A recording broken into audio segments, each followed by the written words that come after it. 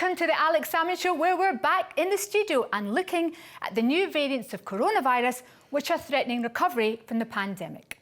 We talked to Dr. Chris Smith, the virologist who first forecast the pandemic when the Prime Minister was still making jokes about it, and Dr. Bharat Pankhania of Exeter University, who has warned that the premature end of lockdown restrictions put public health at risk. This key interview coming up soon, but first, to your tweets, emails and messages in response to our show last week on the Prime Minister, Boris Johnson. Louise says, with the capture of all mainstream political parties, all mainstream media, the cosy nature of relations between major institutions and third sector organisations, it's difficult to see where organised opposition will come from. The decline of community-run and funded organisations and consumer culture's pay and demand, but don't participate habits won't help either. Jim Dryborough says, the mainstream media treat Tory politicians with kid gloves, while the voters fall for good old Boris's cute and cuddly persona act. And that's about the only way I can reason why the Tories still reign supreme. Anything else just makes no sense. Rosemary McGowan says, it's just shone a glaring light on how different Scotland and England truly are. Scotland hasn't voted in a Tory government for decades, and yet England seems to love them. We're not remotely one country. We've got one country being ruled by another, and those days are numbered. Alma says, it is true that Boris Johnson leads a party that is not conservative, but it is nonsense to claim they're far right. They have moved instead to the populist left. And finally, Anthony Kelly says, the Tories have got away with murder for years, and despite them getting worse and still winning at the polls and increasing their lead, they'll be in power for another 50 years. It's just a matter of how long we can take them. And now to Alex's interview with our top experts on the pandemic. Just when we were told it was safe to go back in the water, or at least down the pub, up pops the Indian variant to remind us that the pandemic still has teeth. So Dr. Bharat Pankhania of Exeter University and Dr. Chris Smith of Cambridge University, welcome back to the Alex Salmond Show. Pleasure. Bharat Pankhania first. We were told it was safe to get back in the water, and then the Indian variant pops up and bites us once again. Has Boris blown it on the pandemic? Time will tell about how the UK has performed. We must not forget, we must not let our leaders forget. The United Kingdom has had a very large number of deaths for a given population. And if we compare our performance with, for example, Germany with a larger population, similar age structure, then the picture is very different for the UK and Germany. And I hope that we will learn lessons from how we managed it compared to comparable economic countries like Germany. Dr. Chris Smith, what people are struggling to understand is with the emergence of the Indian variants, how can the borders have been slow to be closed? And how can the pubs be reopened when this highly infectious contagion is starting to take a grip in so many areas of the country?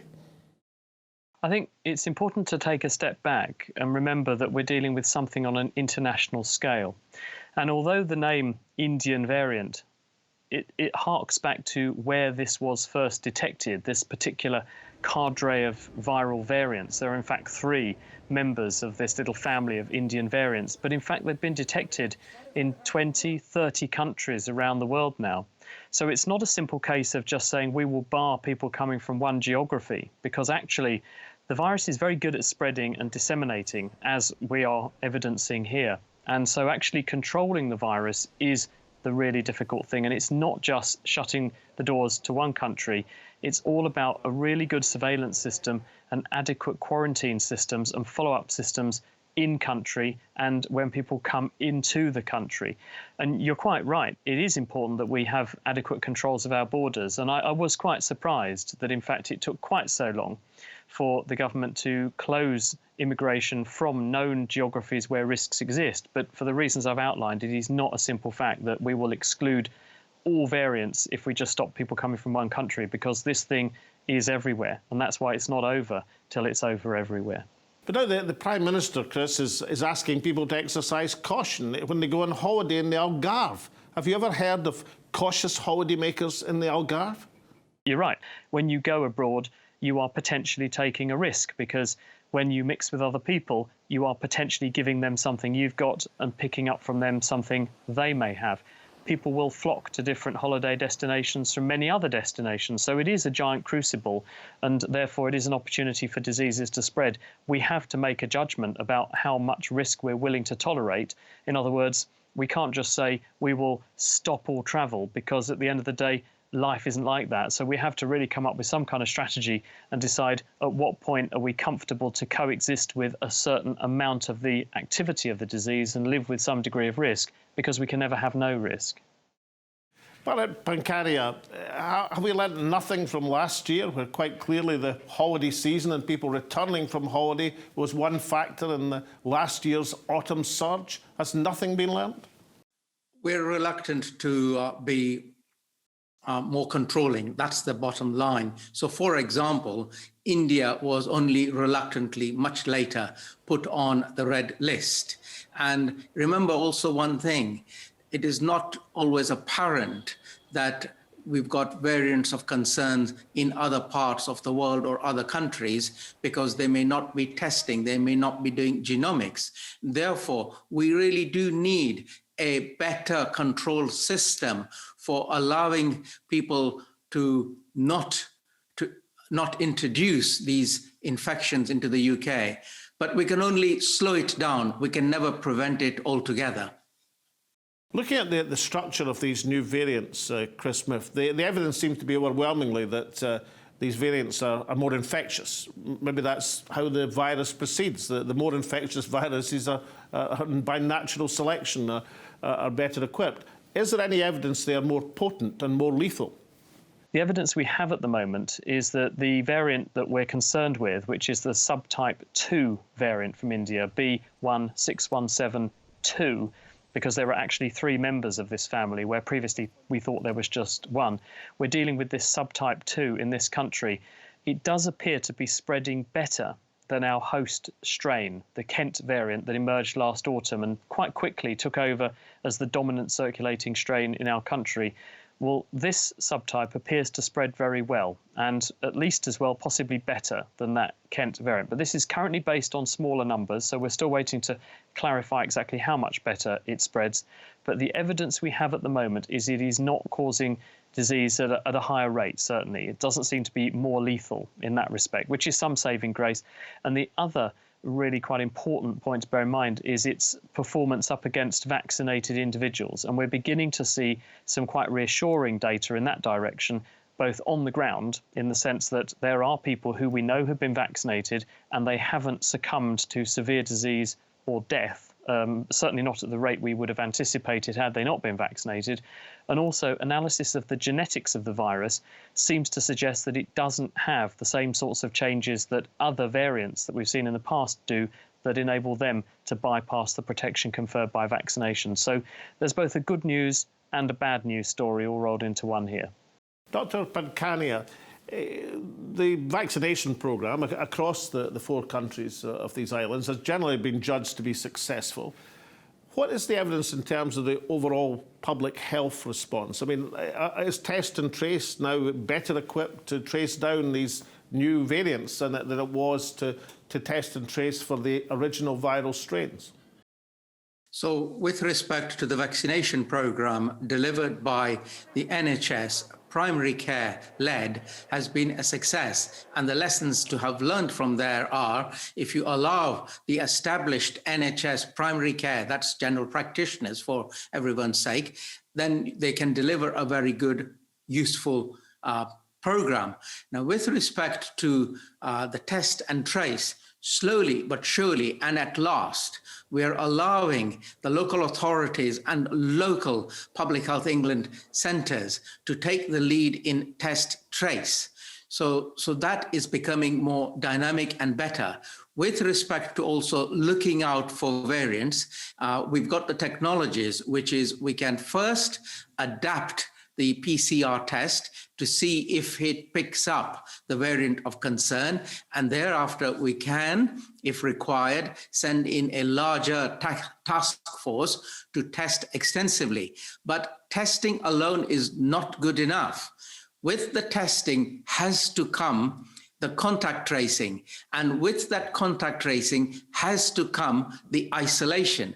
And with the isolation has to come support for people who are isolating, because not everyone has got the spare money to stay at home and not go to work. Therefore, it needs strict enforcement, but also support for people who need to self-isolate.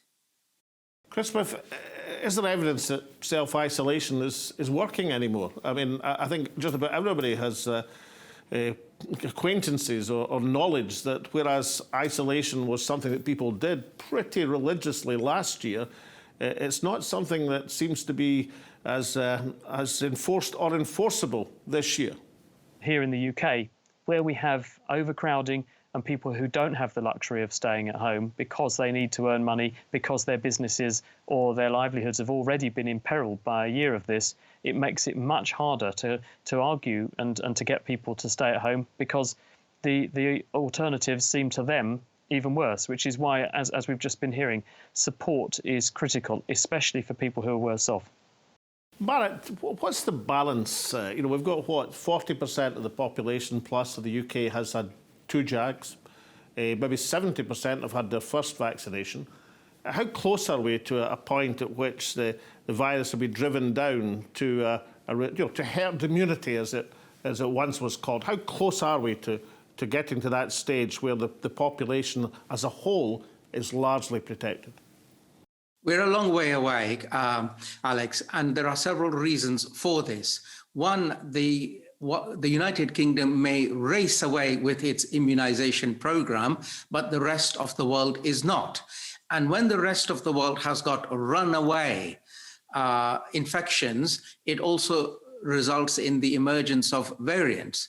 So with variants, you are constantly playing catch up, and we will need to reformulate the vaccines if and when variants that bypass the vaccines start to emerge. Therefore, we are a long way away, because all is not well until everything is well internationally. Second point, with the variants, such as the one we've just discussed from India, the Mark II one, it being more infectious implies that whereas before, with immunizing around 75% of the population, we would feel pretty comfortable, now you would have to immunize 80, 85 and higher percentage of the population, because it is more infectious and therefore it finds the people who are not immune. Join us after the break when Alex continues his conversation with Dr. Chris Smith and Dr. Bharat Pankhania. We'll see you then. Welcome back. Alex is in conversation with Dr. Bharat Pankhania and Dr. Chris Smith on how to avoid another plunge into pandemic. Dr. Chris Smith, the Director General of the World Health Organization, just this week pointed out the disconnect, as he called it, between the vaccinated countries and the low vaccinated countries. How serious a problem is that, Chris? About a year ago, Melinda Gates of the Bill and Melinda Gates Foundation said, if there's COVID anywhere, there is COVID everywhere.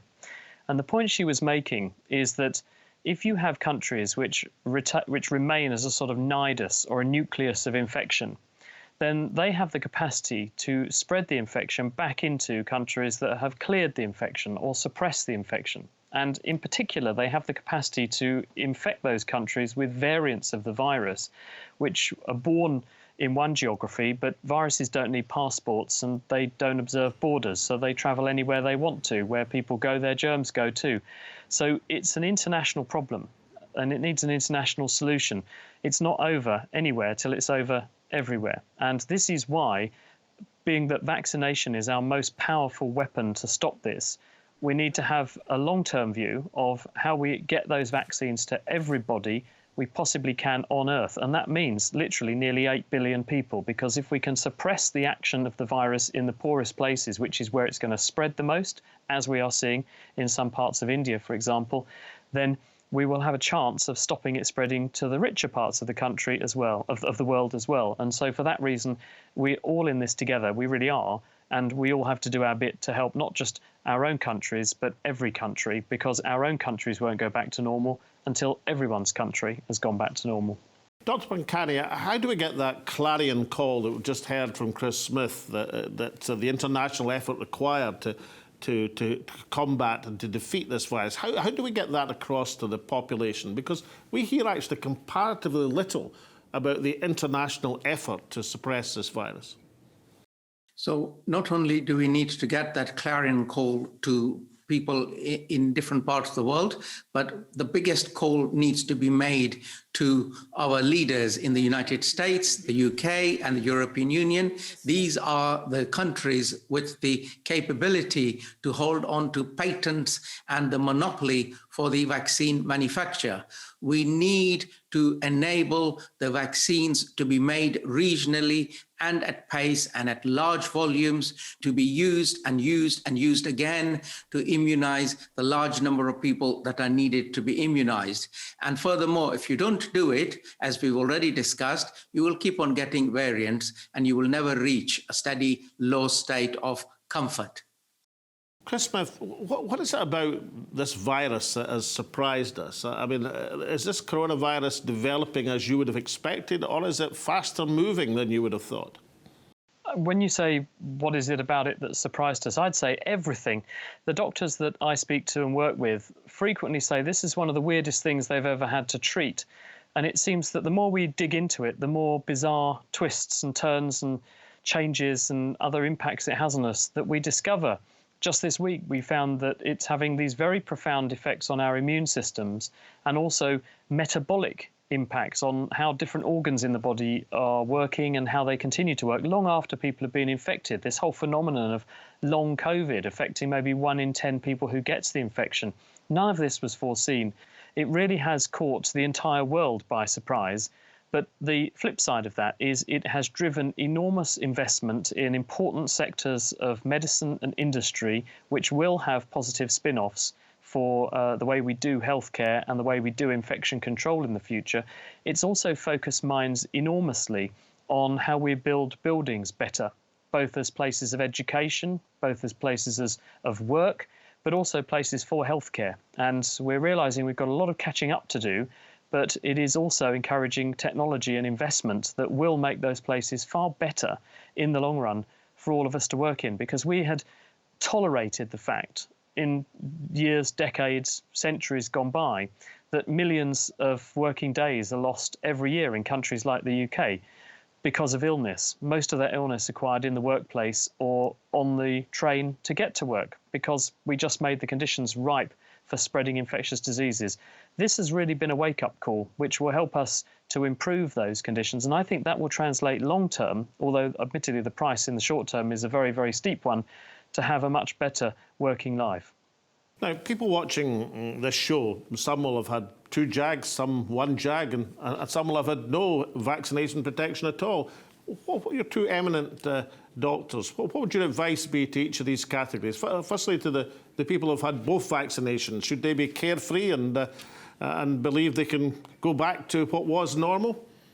No, I don't think so, Alex, because whilst we have been immunized, and even if you've been fully immunized, there are a few unknowns, and the unknowns are we don't know the percentage of immunity that people have. In other words, is there 95% efficacy? Is it 98%? Or is it in the 70s or even lower? So we need to tread carefully, even if you have been fully immunized.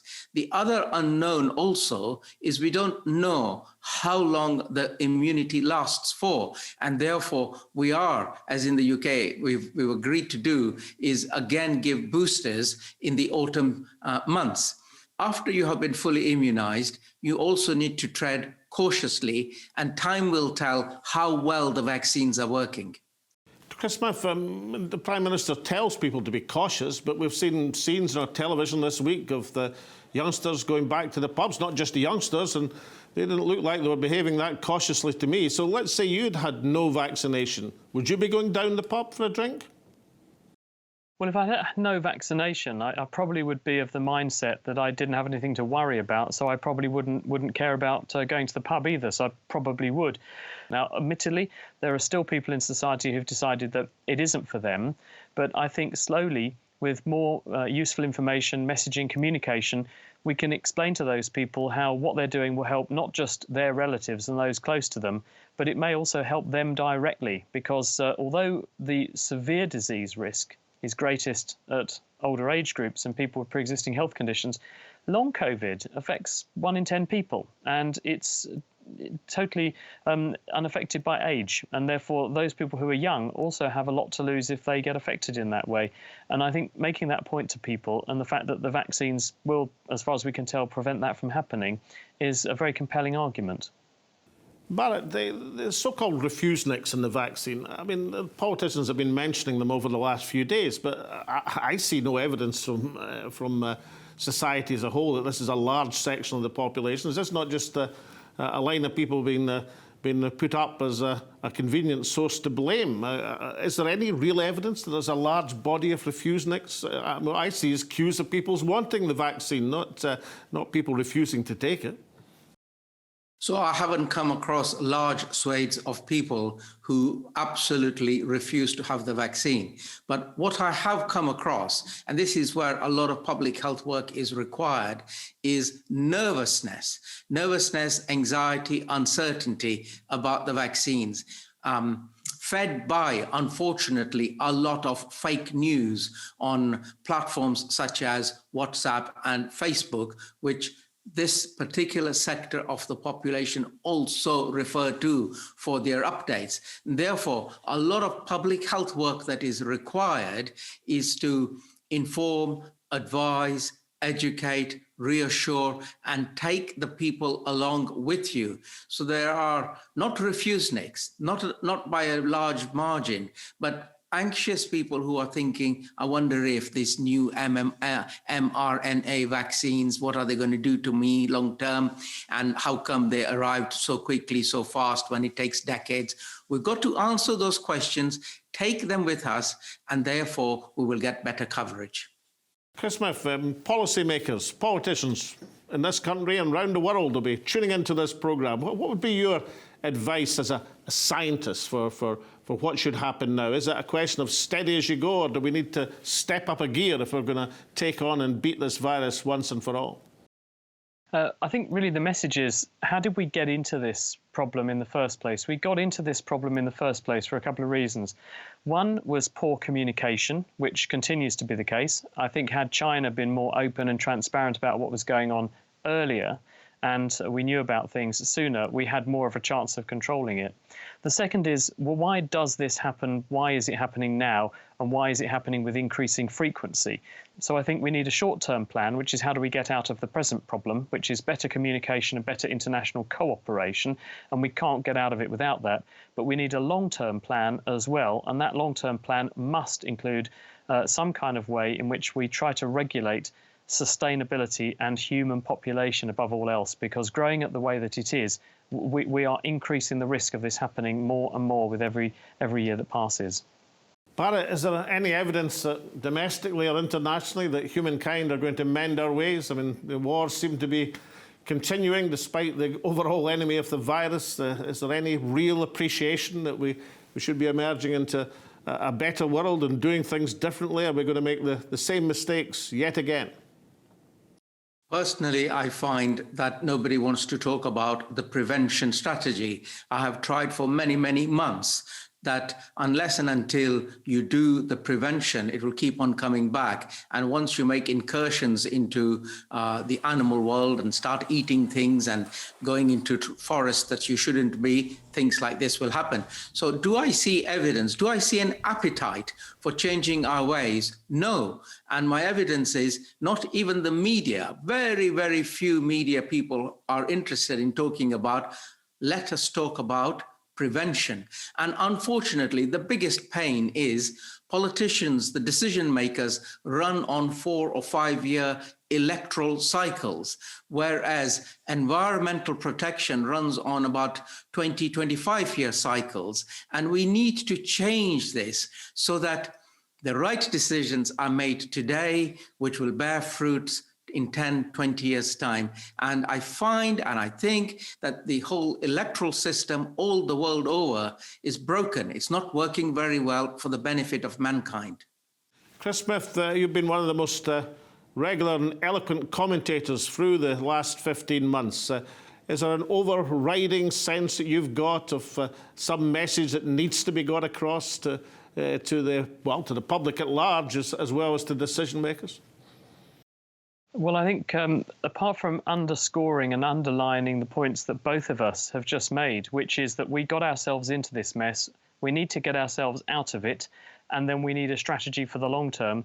And climate change is also part and parcel of this, and climate change will make pandemics happen more often because it will make more of us live in closer proximity to each other, because the amount of land we've got on Earth to live on is going to diminish. So we will move, animals will move, and if our population continues to rise, that's going to make what we're seeing at the moment happen more and more and more. So we need to think about that. But in the near term, how do we get out of this? Well, we have got to cooperate internationally better, because otherwise we're just going to go round and round in circles, and that means much better communication, and it does mean sharing resources and technologies and ultimately vaccines. So it's in all of our interest to all work together and try and nail this thing as fast as possible. Dr. Chris Smith of Cambridge University, Dr. Bharat Pankhania of Exeter, thank you so much for joining me once again on the Alex Salmond Show. Pleasure. Thank you. PM urges heavy dose of caution as hugs, indoor pints and foreign holidays return in England. So said the headlines this week. This is interesting. Boris Johnson is not one of life's cautious coves, so why is he urging caution? And if it is necessary to urge caution, then why is he taking the risk? I mean, I can just imagine all of these cautious holidaymakers on the Algarve, or all those cautious nights out with the boys down the pub, or cautious socially distanced hugs. The hard truth is that with the exception of the competent vaccination programme, every other element of this pandemic has been woefully mismanaged in every part of these islands. Politicians without the strength to lay down the safety law and without the foresight to police borders effectively are in no position to call on the people to exercise their newfound freedoms cautiously, and then in no position to blame them when they don't. All available evidence to date shows that when you stick your chin out at coronavirus, then it hurts you and hurts hard. Boris Johnson has just stuck out our collective chin, and while it may not lead to the grotesque vision of bodies piled high, it will likely lead to resurgent virus preying on the non-vaccinated. My sense is that this pandemic is very far from over. But for now, for myself and Alex and all at the show, stay safe, and we hope to see you all again next week.